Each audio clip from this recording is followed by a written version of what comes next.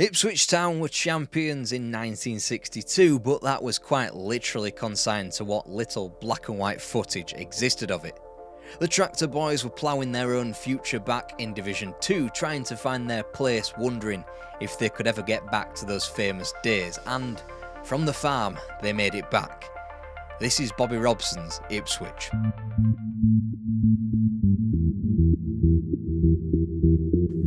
The long road to recovery began in earnest in October 1964 when Bill McGarry turned up as the club's manager.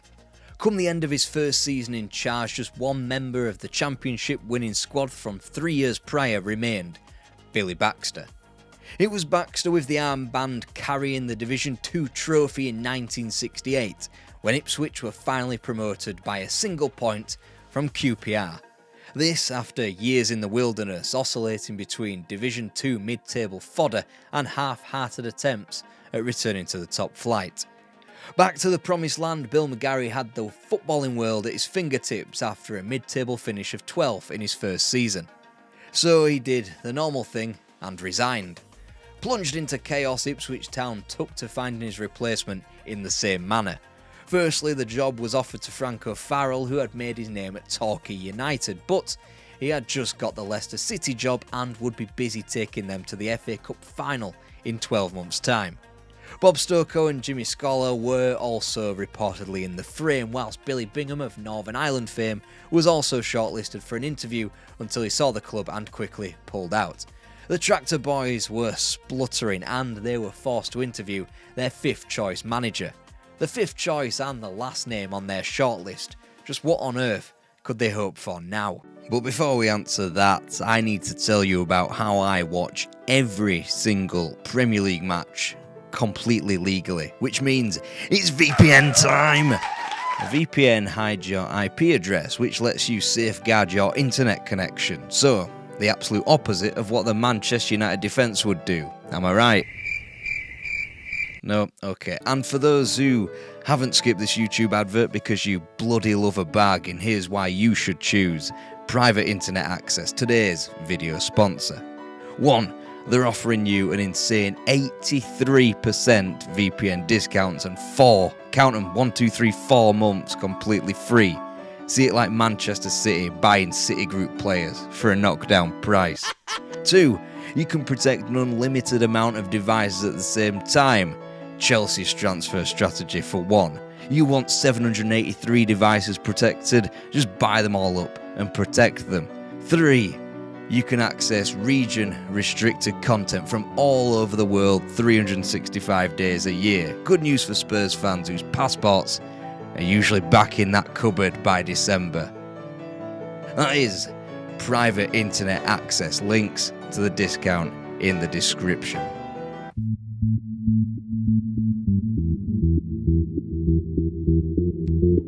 Ipswich hired a man without the accompanying contract, a man who had suffered through a tempestuous start to his managerial career in Vancouver of all places before coming back home with Fulham, a man who had only retired from playing in 1968.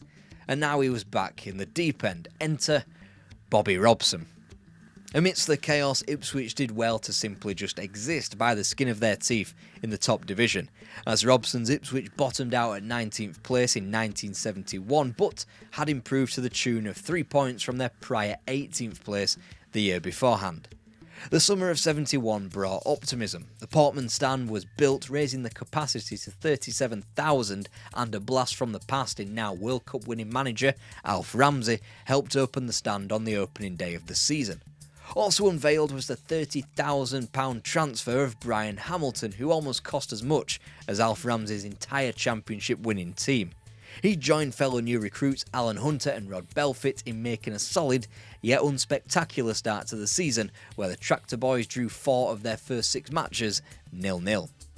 Robson wasn't making any friends in Suffolk with his style of football. In a difficultly inconsistent third season for the manager, they'd lose as heavily as 7-0 to clubs like Sheffield United, but also go toe-to-toe with the league's best, getting points out of both Merseyside clubs and beating contenders like Newcastle, Tottenham and Manchester City. Those latter results were enough to pull Ipswich clear into 13th place. Goals from Mick Hill and Trevor Wymark were a cornerstone to the season, and they would be helped by the promotions to the senior team of Kevin Beattie and Mick Lambert. This time round, Ipswich were keen to improve on their youth development. The campaign began with a bang, a win at Old Trafford against a much diminished Manchester United. When their otherwise great start wobbled in October, Brian Clough's champions Derby County were beaten spectacularly, 3-1 at Portman Road. Rod Belfitt was banging in the goals and all seemed right with the Ipswich world until Bobby Robson sold him, swapping him for Everton's David Johnson. It seemed like a bizarre move at the time, but it helped bring youth to the front line. And it was the attacking partnership between Johnson and Wymark that drove Town up the table.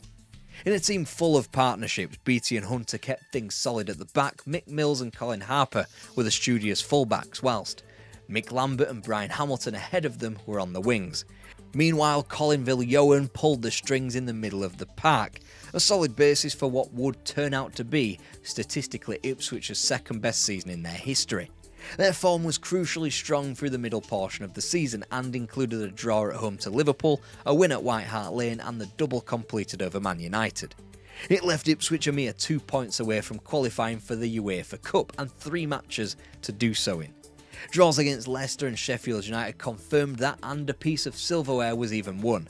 No, not the FA Cup, not yet anyway, but the little-remembered Texaco Cup, the winning of which was further enhanced by the opposition they dispatched of. Local bragging rights over Norwich City thanks to 2 2-1 wins. Fourth place in a cup, as irrelevant as the cup might have been to everyone else, was the good basis of a foundation for a new Ipswich Town. That summer the fresh optimism drove on this new Ipswich. New floodlights for the stadium and new training areas, but little in the way of movement in the transfer market, which looked even worse when the club slumped to just 1 win from its first 7. The season only got going when a certain Real Madrid turned up at Portman Road and were downed thanks to a deflected Mick Mills winner. Fortunate as that triumph was, the true success came in the rearguard performance at the Bernabeu as a 0-0 draw earned Ipswich their most famous win yet. The second round was a bit more explosive, to say the least. Lazio were a fantastic side, likened to the total footballing Netherlands team, but relied a bit more on the heavy-handed side. Still, in this rougher tie, Ipswich pumped the Romans 4-0 at Portman Road before limiting the damage in the Olympico to a 4-2 defeat. The action wasn't over there, as Ipswich players and staff were pinned back in the dressing room as chaos reigned supreme out on the pitch and in the corridors. Lazio fans would not forgive Ipswich for a couple of favourable decisions back in England. After that, anything was going to be a kinder experience than the continent, and FC Twente proved an easier ride for Ipswich to reach the springtime latter stages of the UEFA Cup. Warming up for the return of continental football against Lokomotiv Leipzig, Ipswich surrendered points in 3 successive league games with draws against Spurs, Norwich and Chelsea after a February elimination from the FA Cup. Still in 5th place, coupled with a decent run in Europe, Robson was eclipsing the great achievements of the prior season. Brian Talbot made a winning debut in the first leg at home against the East Germans in Europe, assisting Kevin Beattie's goal. Unfortunately, the tentative 1-goal lead would be equalled, and when it came to Germans, penalties was always going to go their way. Alan Hunter the victim as Ipswich lost 4-3 in the shootout. Ipswich showed enough resolve, winning 4 of their next 5 to secure a return to the UEFA Cup and another 4th position. The 1974-75 season had scarcely started off any better from an Ipswich Town perspective. 4 wins, non-conceding and 7 goals, not against mugs either, against Spurs and Burnley, and the double against Arsenal. All done without dipping much of a toe in the transfer market yet again. Ipswich only found their first disappointment in FC Twente's revenge at the first hurdle in the UEFA Cup. Only injuries to the strike force could unseat Ipswich Town from the top of the league in October, as defeats against QPR, Burnley, West Ham and Wolves took the Tractor Boys down a peg or 2. But this form of Ipswich was resilient now and were even in the title mix by Christmas. The only thing mucky in the tinsel and the fairy lights was a quarter-final elimination from the League Cup, which wouldn't have been a big deal in of itself, but it was when the Canaries of Norwich City flew beyond them. Key defeats in the new year away to Carlisle, Liverpool and Coventry in January and February turned Ipswich from table toppers to just another wheel in what was an incredibly tight league table when 5 points split the top half. If the prior season showed Ipswich Town's European nous, this one showed their cup nous even further. The League Cup quarter-final was raised with a semi-final in the competition that mattered. Ipswich knocked out some massive teams on the way too: Wolves, Liverpool, Villa and Leeds, before a semi-final at Villa Park against West Ham in the FA Cup. Ipswich were 5 weeks unbeaten, which stretched to about 4.9 million matches since their quarter-final with Leeds was drawn umpteen time. 17-year-old John Walk made his debut in the deciding match, and by the time the semi-final rolled around against West Ham, which would of course be settled by a replay, Ipswich had already done enough to qualify for the UEFA Cup yet again. That incredible achievement was only blunted by a forward who started the season off at 4th tier Rochdale, Alan Taylor, who scored both of West Ham's goals to win the FA Cup semi-final replay.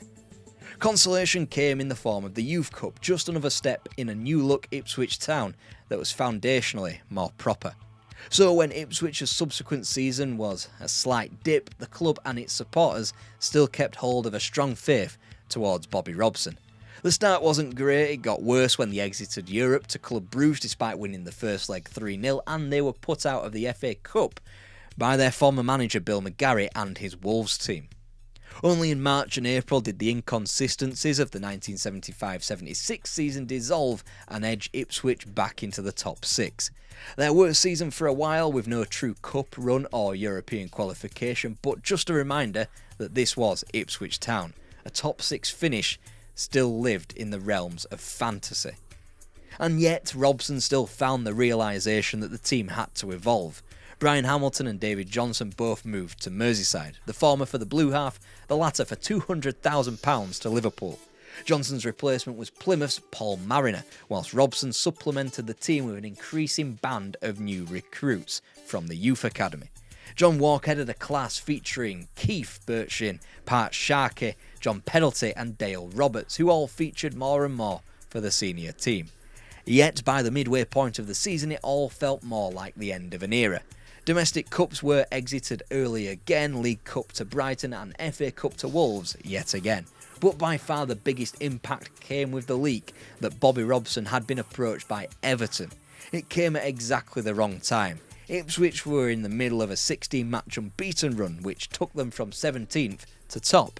John Walk and Brian Talbot were being entrusted with the midfield a lot more, Beattie and Mick Mills were now the first choice in defence, and Robson had the team all pulling in the right direction to a shock potential title win.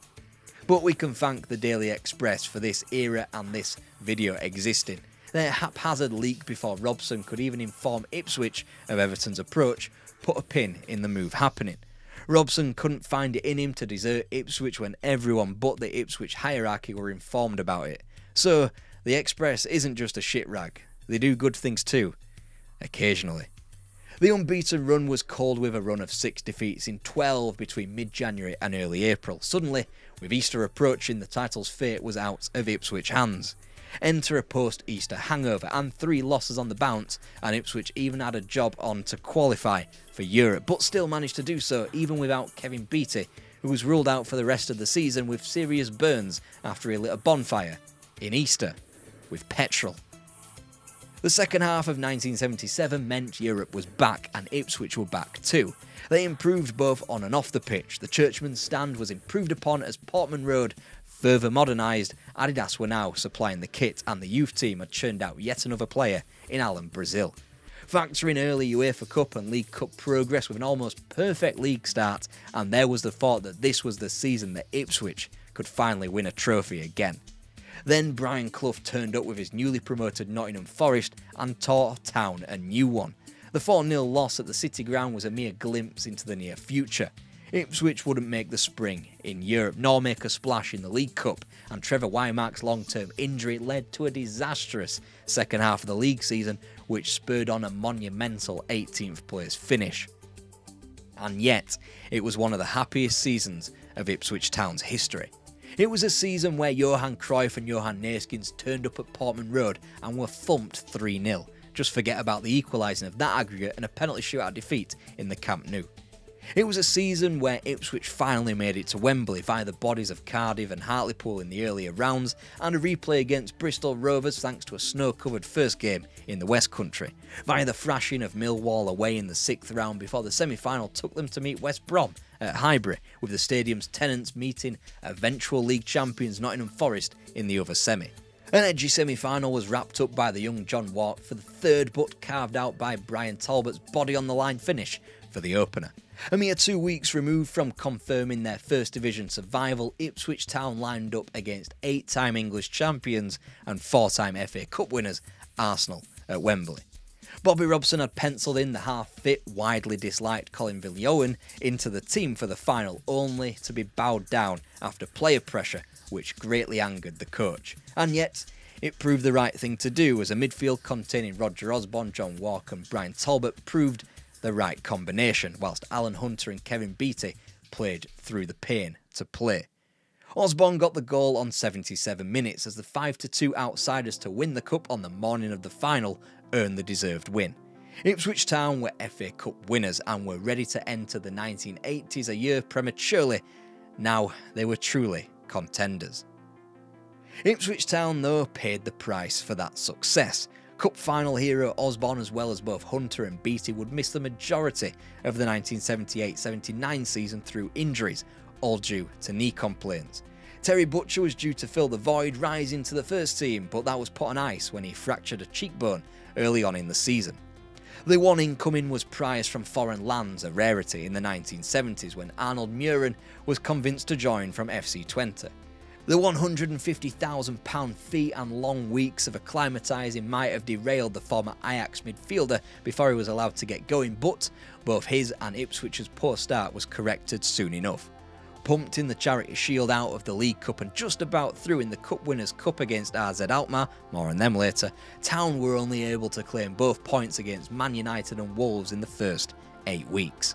The season struggled to get going amid fraught consequences off the pitch. Brian Talbot escaped Suffolk through a £450,000 transfer to Arsenal, whilst David Geddes attempted to rid himself of the guilt for a car accident that claimed the life of youth team player Peter Canavan. He was sold to Aston Villa for $300,000. Players even tried to escape European camps, 4 of them breaking curfew in Innsbruck amid the second round of the Cup Winners' Cup. And when Ipswich weren't troubled by those problems, other clubs attempted to poach their manager. To his credit, Bobby Robson fended off interest from both Barcelona and Athletic Club to remain in England with Ipswich. He had credit in the bank, further bolstered by only exiting the FA Cup and Cup Winners' Cup to Liverpool in the former and Barcelona via away goals in the latter. It meant that only the country's best could stop them defending their cup trophy, and one of Europe's finest hadn't beaten them decisively across 2 ties. Once those distractions were out of the way, the Tractor Boys churned through the gears and won 8 and drew 3 of their last 11 matches to pull out of the mid-table mess and into 6th once again. A season of consolidation, but under the circumstances and based on Ipswich's traditional standing in the game, a considerable success once again. Changes in the back room didn't necessarily mean unbridled success in the 1979-80 season. Bobby Ferguson was promoted to assistant after Cyril Lee moved to Stoke, and Ipswich moved again haphazardly out of the UEFA Cup to grasshoppers, out of the League Cup at home to Coventry, and rock bottom of the league as late as October. And they'd hardly helped themselves. Alan Hunter lobbed his own goalkeeper from 40 yards in a defeat against Liverpool, one of the lowlights. But yet again, once all distractions were removed, Ipswich Town rocketed up the league. Being the relatively smaller club when compared to the likes of Liverpool, Arsenal, Man United, Aston Villa and Spurs, Ipswich still needed everything in order for them to climb up the league. Between Ipswich's UEFA Cup elimination and the final day of the season, the club lost just one game. One game. First it was grinding out wins, away at the baseball ground and Burden Park before Christmas, but then it was the bolstering of confidence to go to Goodison and win 4-0, and to go and win 6-0 against Manchester United, in a match where Ipswich missed 3 penalties, a match that could have been 9-0 before the 9-0 in 1995. Whilst Everton would get their Goodison revenge in the FA Cup quarter-final, there was no dampening the mood of the Tractor Boys. They claimed 3rd place ahead of Arsenal, qualifying for the UEFA Cup as the defence shone thanks to the integration of youth talent Russell Osman and Terry Butcher. Alan Brazil was busy banging in the goals, hitting double figures for the first time, and Ipswich went double Dutch with the acquisition of Frans Thijssen, who hit the ground running. Now Ipswich were really ready to be a European team.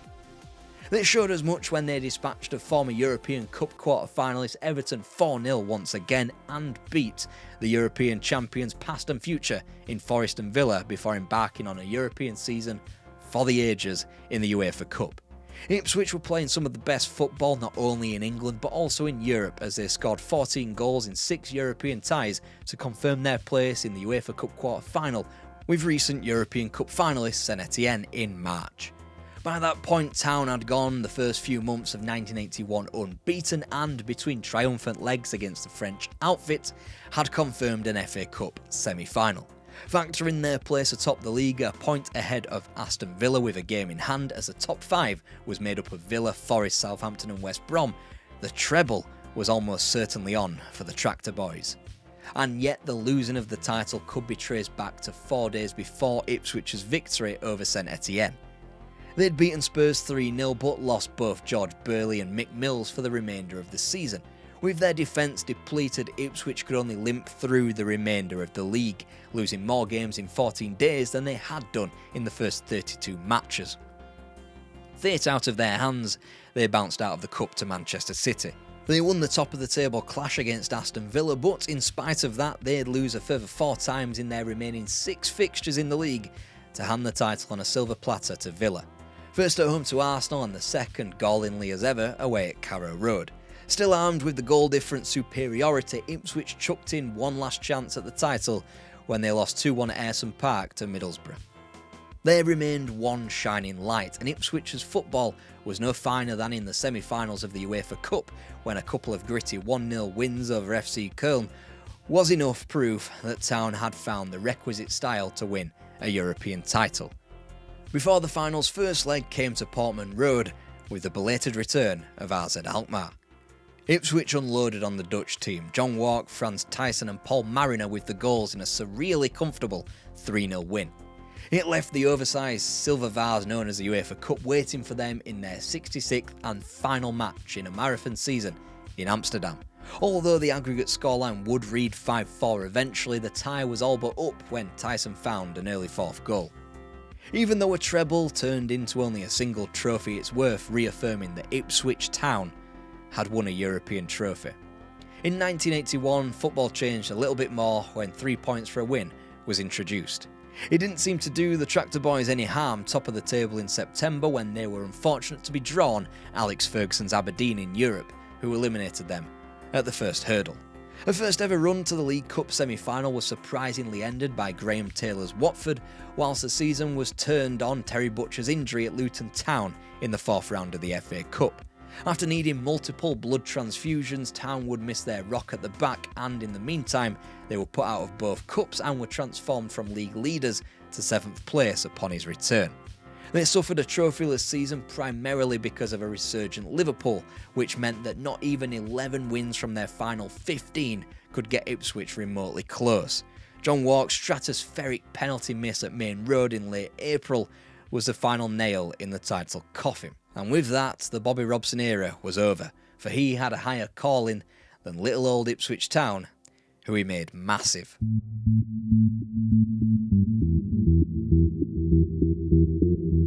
In what was quietly becoming a tradition, the FA looked to Ipswich Town for the latest England national team manager. After all, it worked so well first time round when Alf Ramsey was plucked from Suffolk and won England the World Cup. Since then, everything the FA did was attempting to replicate that success. Bobby Robson went the closest of anybody in the 20th century, both in getting England that second trophy and in getting Ipswich that second league. Ipswich Town's decline began almost immediately upon Bobby Robson's poaching. They suffered relegation in 1986, and although they were back up in time for the Premier League in 1992, the only impact they made was in losing by a record margin and getting quickly relegated in 1995. It was a time where Ipswich supporters lamented the club's ambition. More intent they were on renovating the stadium and running the club as a business than achieving real success on the pitch. Portman Road was modernised to within an inch of its life, great. but lagging far behind was the talent production and achievements on the pitch. In the 40 plus years since Robson departed, Ipswich Town have spent more time in the second tier than the top by quite some margin. This season will be their 10th in the top flight since Robson, and they have spent almost half that amount of time as low as League One. Bobby Robson's Ipswich existed perfectly placed between the 60s boom of Nicholson, Revie, Busby, Shankly, Catterick, Mercer and the Merseyside duopoly of the latter 1980s. And yet still there laid some enormous figures in Bob Paisley's Liverpool, whilst the provincial clubs in Forest and Derby governed by Brian Clough, Aston Villa led by Ron Saunders and Southampton led by Laurie McMenemy were joining the elite. Meanwhile, the traditional powers of Spurs, Manchester United and Arsenal still put up a fight. In this era, Liverpool aside, there was probably no club playing football quite like Ipswich in England. They were incredibly unfortunate to exist in a time where only winning the league granted you a spot in the European Cup, and existed in that league where the teams exclusively won the European Cup between 1977 and 82. Such was their greatness, perhaps they might have done something in the European Cup had the rules for qualification had been as weighted towards English clubs as they are today.